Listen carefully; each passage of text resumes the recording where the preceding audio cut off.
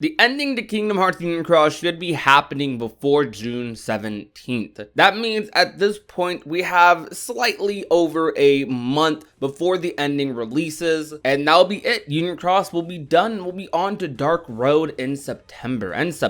I am so excited for this ending. I absolutely cannot wait to see what happens. I cannot wait to see all the possibilities, see what plot twists we encounter, and more than anything else, I'm excited to get some answers about just all the stuff we've seen in Union Cross throughout the past couple of years, because Union Cross has been one of the most mysterious Kingdom Hearts titles and plots to ever be introduced to the Kingdom Hearts series. I'd say debatably since Kingdom Hearts 1, probably even more mysterious than that game, and it's just been crazy. So in today's video, I just wanted to have a little fun and talk about some of my ending predictions. I'm not expecting to be right on a lot of these. Maybe I'll be right on one or two of them if I'm lucky, but we're just going to be here having fun. I have a list of things here that I'm going to talk about. Some of these things I have mentioned in a couple of videos. Some I've even made videos about, but this is going to be one video to look back on, see how my predictions went, how many I was right about, how many I wasn't, just to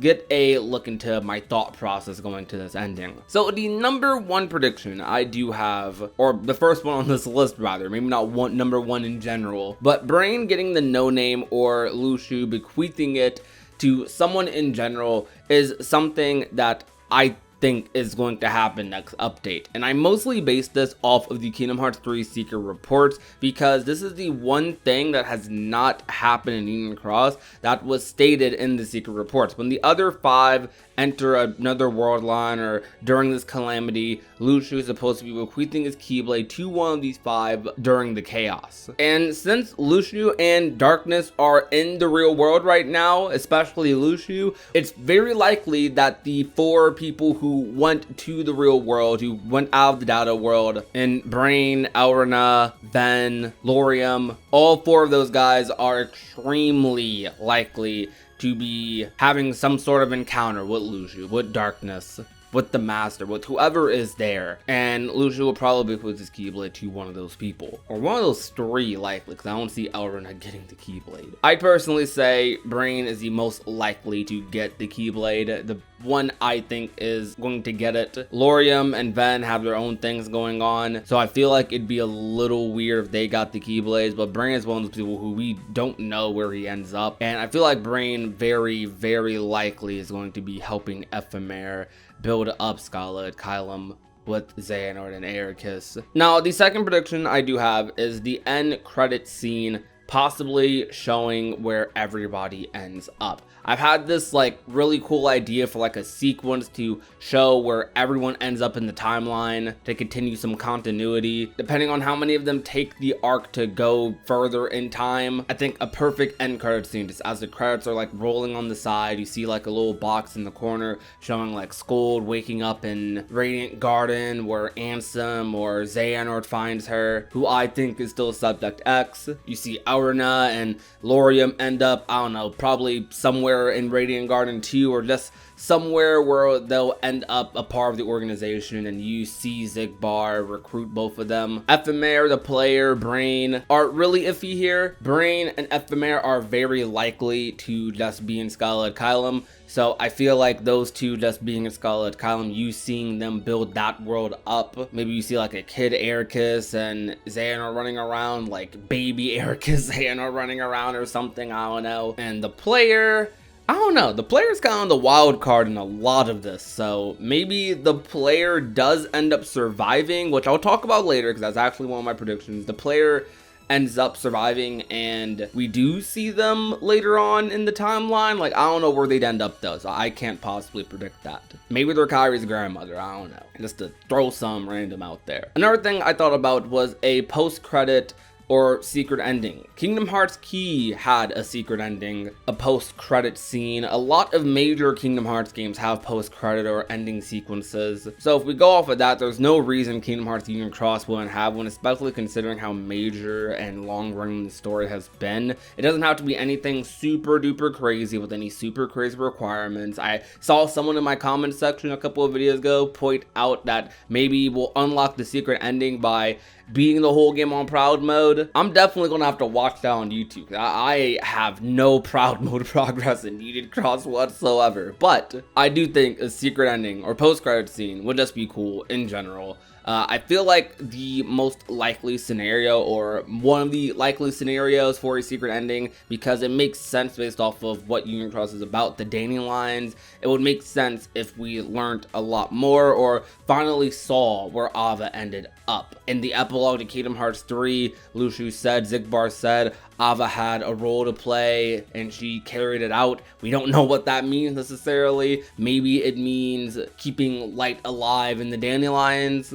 But the way Luxu looked up to the sky and like kind of smirked made me feel otherwise a little bit, made me feel like it was something we might not know about. So seeing where AVA ends up, if she's even still alive in the timeline in general, would be pretty cool to see. So a secret ending with just anything to do with AVA, or maybe a cleaner transition into Dark Road, maybe something to do with Zayn or the Master, that would be fine as well. And speaking of the Master, more info on the Master of Masters in general in this finale, not necessarily in a post-credit scene or secret ending, but just in general in this finale. Us seeing the Master again, I think, is a big possibility, because if they want to go all out for this ending, and most Kingdom Hearts endings tend to go all out. Kingdom Hearts, I can barely think of a Kingdom Hearts game with the ending that isn't like super climactic or super crazy. Kingdom Hearts 1 all the way up to Kingdom Hearts 3, even like the most tame of Kingdom Hearts titles like Recoded or Melody of Memory have some pretty interesting endings that give you a lot of information. So the Master, us getting any info, just any info at all on him, I think is very likely in this update, or just some encounter. Us seeing him in general is pretty likely, I'd say. That's my prediction. I only have a couple more here, but possibly not finding out who the dandelion is, the true dandelion is, until the upcoming games. I don't know if that really counts as a prediction, but I have a weird feeling that the true dandelion, just based off of the way they kind of did that cutscene and how the true dandelion's already sent to wherever, like they're gone, they're out of this world. They didn't take the arc in the data world to go back to the real one. They used the real world arc and they traveled through time, so they're somewhere else just completely. And I have a feeling that maybe we'll get a little bit of info on them, but I feel like we're not going to find out who the true dandelion even is until like a future game. Like, it's going to be a plot twist, a constant mystery in the background, kind of similar to Subject X, just something we're not going to find out about in Union Cross. We're going to learn about that in the future. Or Dark Road. It could be a Dark Road thing. And now the second to last thing I have is a possible Strelitzia encounter. Now, this is potentially the most likely thing to happen on this list, as weird as that sounds. And I say that mostly because that's almost what most of last update was about. Like, last update started with Strelitzia walking around with this man in a black coat, and then we started theorizing with Brain about how she could possibly be brought back to life and how data and all that stuff can be saved of us, and it's very possible to bring her back through data if her data is saved, which it likely is. So having any sort of encounter with Strelitzia's data, with this Strelitzia we see in this white cloak, maybe a boss battle even, I think it's pretty likely. I don't know what will become of it. I think it'll be a pretty emotional fight if it is a fight. I might shed some tears, but I really could see it happening. Now, the last one, which I touched on a bit earlier, and I don't really have a confident like prediction for this, but the player surviving is just a sentence I want to say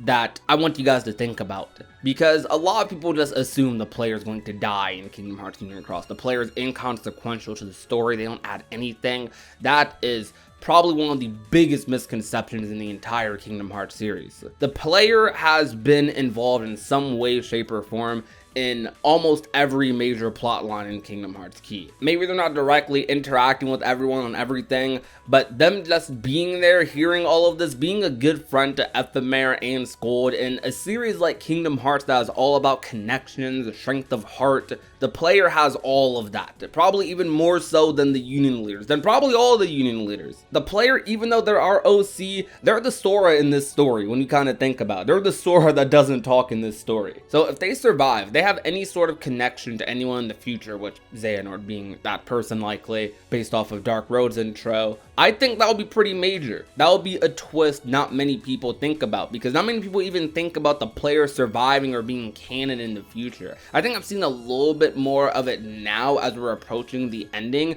but definitely before, and even still now, I don't see like a abundance of people telling me or talking about the player just at all. But the player is a pretty big deal, and them staying behind with Ephemer and Scold is pretty symbolic, because it just goes to show that those three, they have a pretty strong connection to each other. Now, I wouldn't be surprised if the player did die. Like, I wouldn't be surprised if the player sacrificed themselves, like, for Ephemer and Scold so they could live on and, like, be there for the future. But then again, even if they die, their data is saved. So regardless of what happens, technically, based off of what they've told us in Union Cross, the player is probably just going to survive in some way, shape, or form. If they don't survive physically, then their data is probably going to survive in Union Cross. So, because like they said, the world goes to sleep. No one's going to really be dying. The world's going to go to sleep when the Daybreak town data world like gets corrupted or whatever. But that is going to be about all for today's video, for today's predictions. I will very likely be doing a lot of live streams about this. If you want to catch those and get some live interaction from me about some of these things, or have some predictions of your own you'd like to share with me,